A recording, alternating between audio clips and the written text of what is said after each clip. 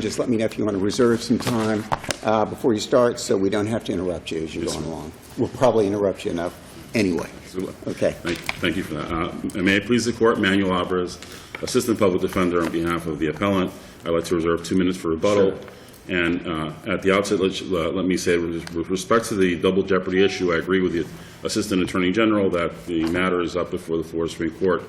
And so unless the Court has any questions, I would rest in my brief as to that issue. Well, I'm not sure that this is even a case that should go up on appeal on that issue. And perhaps I could discuss it with the state and then you can respond in rebuttal.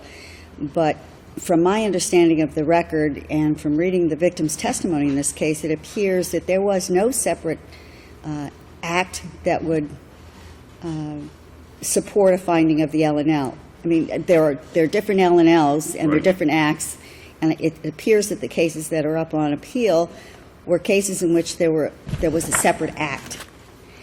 I did not see one in this record, so I'm not sure that this case can survive a double jeopardy challenge. So I'll hear from the state. I'm sure that you're pleased with that analysis, but I'll be asking the state to tell me what evidence they're relying on to support a conviction for the L&L. Okay, as to the DNA evidence, the problem in this case, Your Honor, is I think clear from the record, is that the only way that the state was able to authenticate the origin of the genetic evidence that was extracted from the victim was through a report, a medical report, that did not meet the business record exception. And the reason for that is because the only witnesses they called was Nurse Carter. And Nurse Carter repeatedly said that she had no recollection whatsoever of this case, of this examination, even after reviewing the report. She was asked about the paperwork and how these reports were handled. She said she's not a custodian of records. The only thing she recalled was the original was given to the detective. She doesn't know how the records are kept. All she knows is the doctor fills out the medical report. Why would the fact that she has no independent recollection of this examination be relevant? Couldn't the Dr. Silla, who was also not available and who was the actual physician who performed the examination and collected the evidence, that doctor very well, since this is 10 years later, might not have had and probably would not have had an independent recollection, him or herself either. So why does it matter that Nurse Carter, who was present for the entire examination and the collection of the evidence and actually initialed the report, signed off on it with her initials, has no independent recollection? Well, I think the significance is that, for example, if Dr. Silla had been called, he authored the report. More likely than not, upon reviewing the report, he would have had some recollection of the examination. Probably not. You're talking about hundreds and hundreds of patients, and this is 10 years old. She had no recollection, independent or otherwise. And she said that repeatedly. She had zero recollection, even after reviewing this report. The only thing she could say is that she must have been present because she signed it. But more importantly... Because that was the protocol. But let me ask you this. If Dr. Silla was present and testified, and he testified that he reviewed the report, it's clear that he performed the examination and collected the evidence bag was sealed and he initialed it and so on, but had no independent recollection of this patient or the examination, are you telling me the report would not have been admissible under Crawford?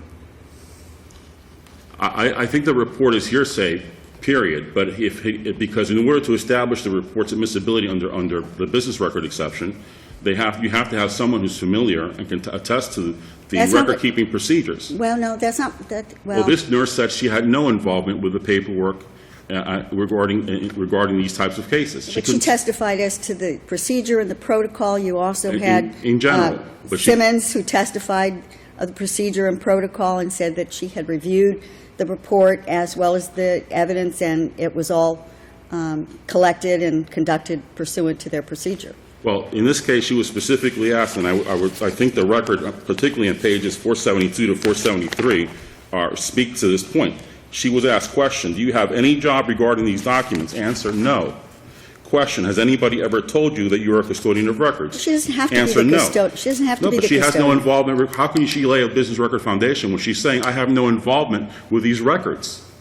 Well, you have the testimony of Dr. Simmons, who says that she was the medical director at the Rape Treatment Center, that she trained the physicians and nurses, that she reviewed the reports that are generated. She testified it was the same procedures that the same procedures were applied in every case, that they were standardized procedures, that the reports were created in a standardized manner, that she reviewed the samples taken and the report prepared, and she testified that they were in compliance with the center's procedures. Why would that not be sufficient? Because the only person that was there was the only person that the state relied upon for this was Nurse Carter. Nurse Carter was the one that they said was the basis for the laying the foundation for the business record exception. Clearly, Nurse Carter could not do that and did not do that. You cannot introduce that medical report to Nurse Carter. But along with Carter and Simmons, you don't think that that's enough for the testimony of the two?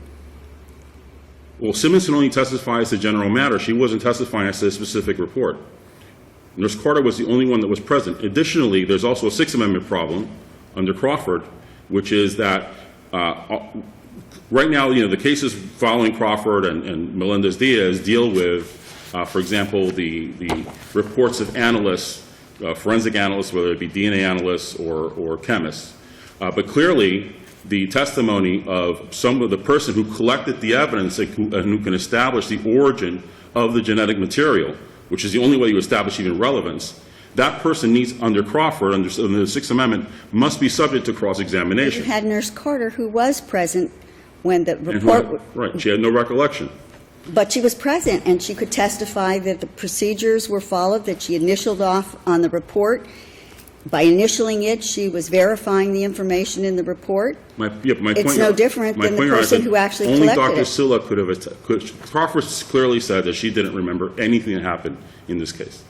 Okay. So she could not testify. She could not say that the genetic material, the genetic material on those swabs derived from the cervix of this victim, which is a critical key, a critical component of the evidence in this case. This is a DNA case. In fact, the only thing that links my client to this case was the DNA. So establishing that the DNA in this case came from this victim was absolutely critical as the findings of the forensic biologist who later identified his DNA on these swabs.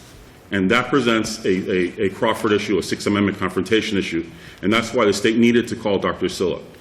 So even assuming for the sake of argument that you could get this record in under a business record exception, there's still a Sixth Amendment problem here, because my client was entitled to confront the person who collected this evidence and the only person who can say that that his DNA was found inside of this victim. I don't know that... And I'm relying on Melendez-Diaz for this. But I'm also relying on Fencher. And I don't know that it's required to have the person who actually collected it if you have an eyewitness to the collection of the evidence, which you had in this case. Well, I understand Fencher. First of all, in Fencher, I think in Fencher they did a much better job of qualifying Nurse Ganson as a custodian of records, in fact, rather than this case. But as far as the Crawford issue, I completely disagree with Fencher. I think Fencher is wrong. I think that following the line of reasoning of Crawford through Melendez-Diaz, which I cited in my brief, you have an accusatory witness, the only witness that can say that this genetic material came from this victim, and thus make it relevant to my client's culpability. That person needs to testify and needs to be subject to cross-examination. Well, you also have the detective, as well as Simmons, who testified that the samples that were taken from this victim were placed in the rape treatment kit. Yes. It was sealed, that it went to the lab, it was transported to the lab, sealed.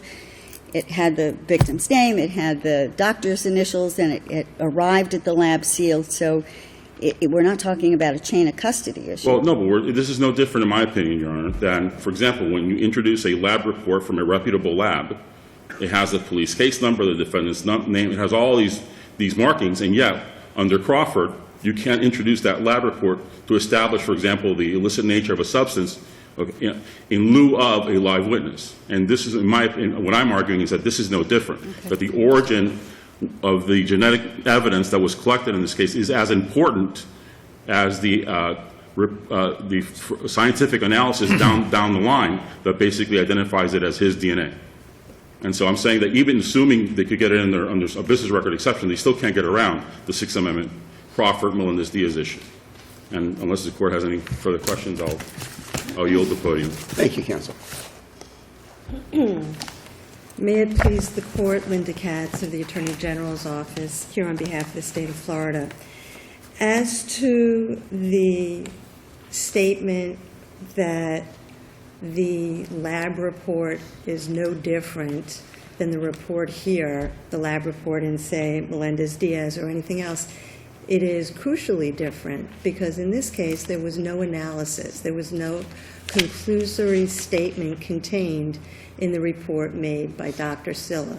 It was nothing more than the procurement of the materials, which were carefully packaged, sealed, transported, and then ultimately analyzed by the lab and testified to by Hinz about the analysis, and anything accusatory was in fact present. Anybody who was testifying as to anything accusatory was present at trial for the defendant to cross-examine, and the defendant did cross-examine Hinz about the conclusions that in fact made him the guilty party as to his DNA.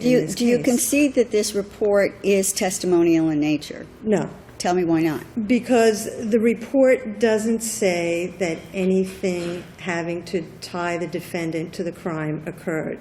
The report is a business record which basically has a standard procedure and obtains materials.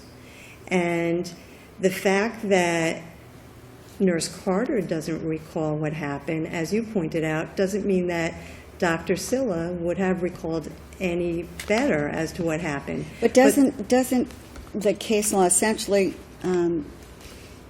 say that one of the critical factors in determining whether this report would be testimonial is if it was prepared for purposes or with the expectation that it's going to be used in a criminal prosecution versus for purposes for medical diagnosis and treatment? Right. Obviously, the rape kit materials were for the purpose of prosecution down the line, but they were not procured in anticipation of prosecuting the defendant.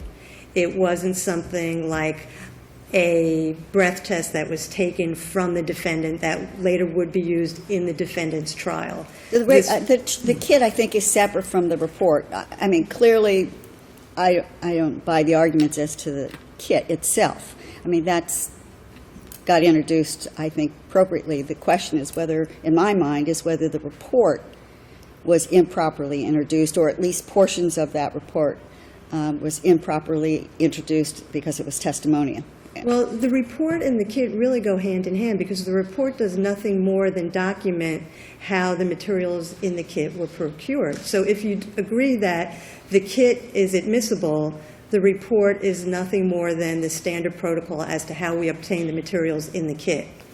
And there's nothing accusatory contained in the report. It's the standard protocol, it's established, it's corroborated, and in fact, the appellant's attorney feels that they did a better job in the Fencher case making that nurse a custodial records of the materials here, but in essence, the Dr. Simmons who established all the criteria, who trained Dr. Silla and the nurse here, also testified. So we almost have two records custodian. We have one who is actually there, and you don't have to actually be there according to 80368.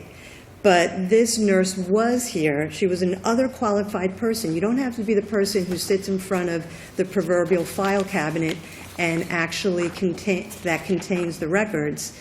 Doesn't matter that she never had a label attached to her job as you are Nurse Carter and we consider you a records custodian. It's the function of her being there. And just like Dr. Silla was there, he signed it. That's why we have reports, to preserve instances that may no longer be preserved in one's memory. And it was, in fact, documented in the report. And then it was corroborated by Simmons. It was corroborated by Detective Signore as to the chain of custody and the lack of tampering. And it landed in the hands of the analyst, Hinz, who also said there was no apparent tampering.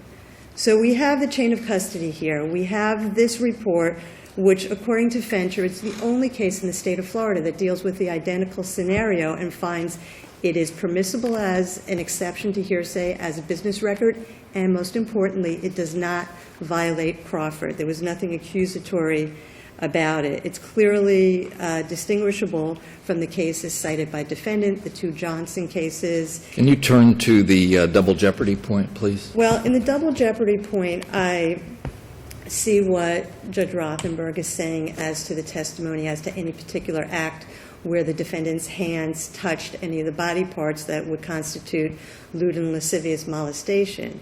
But the cases out of the First and the Fifth, I believe, tend to give authority to the proposition that when you have a sexual battery, you ultimately also have, by virtue of touching the organs and getting to the next level that would constitute a sexual battery, you would also have this lewd and lascivious molestation. I think there are different scenarios. I think that you can be convicted, a defendant can be convicted of both L&L and a sexual battery, but it depends on the circumstances, whether it is a separate act. And as in a temporal break. And I Well, not even necessarily a break, but a separate act. I mean, they're separate acts that you can commit and not be subsumed into the higher act.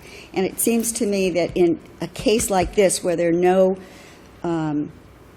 separate acts for the L&L versus the sexual battery, that once the defendant gets convicted of both, usually the state and all process the lower charge, the L&L, and simply has the defendant sentenced on the sexual battery charge. I absolutely see what you're saying, and it would appear to be subsumed, yet the authority of Murphy and Roberts and Ruffton appear to make it seem as if when they occur, because the legislature did But have aren't the they different types of acts?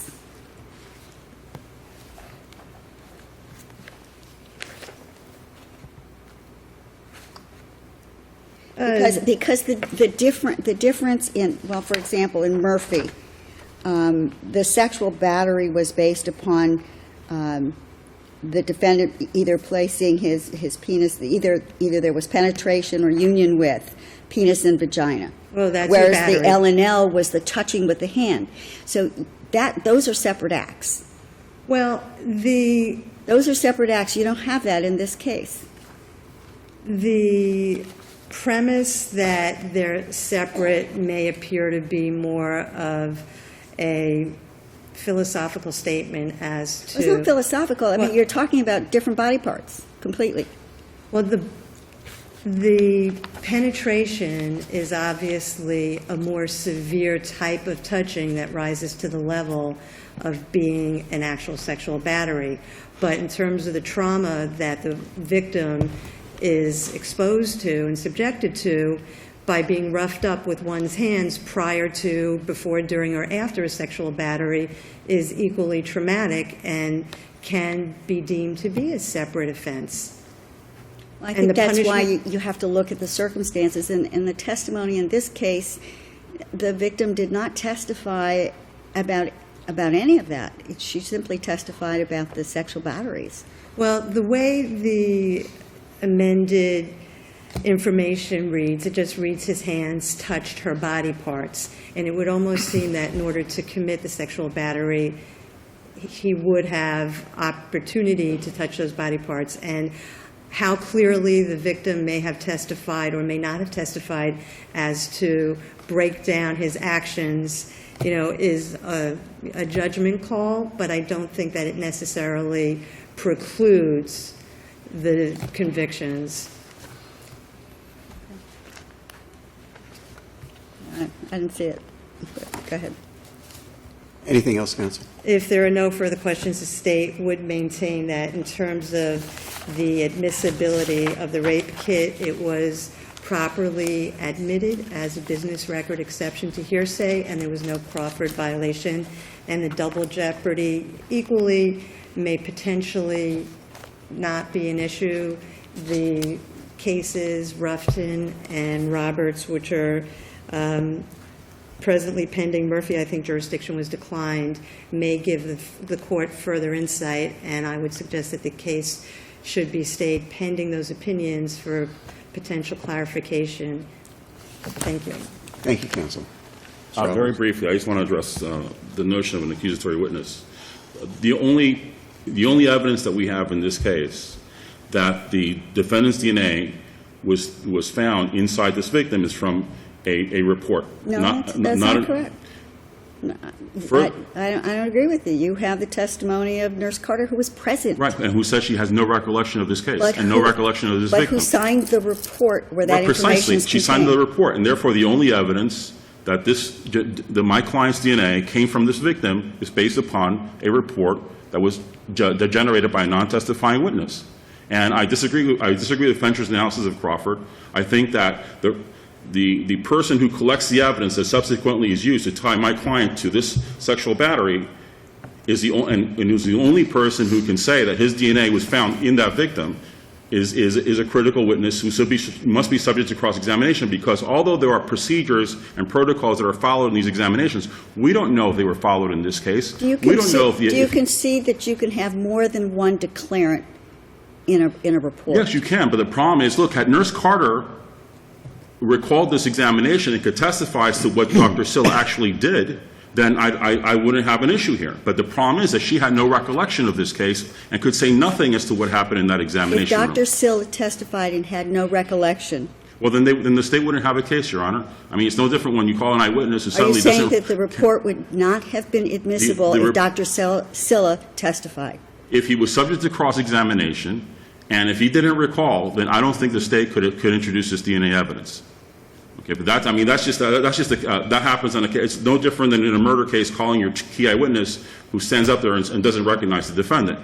But I mean, that doesn't make the... But if they identify the defendant and the But if Dr. detective Silla testified testifies that and he did recalled based on the previously, report that he did this examination, then Crawford and Melendez-Diaz and these line of cases would have been satisfied, the Sixth Amendment would have been complied with, and the DNA evidence would have been admissible. That did not happen in this case. So I would urge the court to reverse, and I'm hoping the court would write an opinion, because I think this is an important issue, and it represents an important, I think, clarification, expansion of the Crawford line of reason. Thank you. Thank you, counsel. Thank you. Thank you both very much.